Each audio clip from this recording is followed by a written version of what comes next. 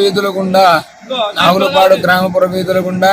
అద్దంకి గ్రామపుర వీధుల గుండా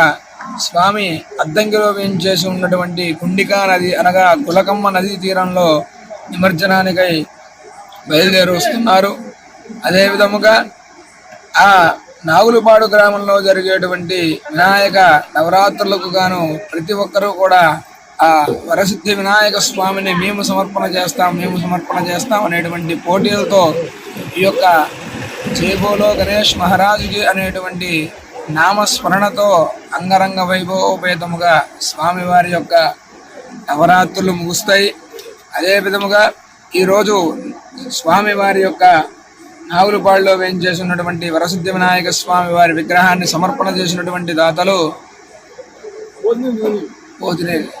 పోతినేని రవి గారు స్వామివారి యొక్క అనుగ్రహాన్ని పొందడానికై స్వామివారి యొక్క బింబాన్ని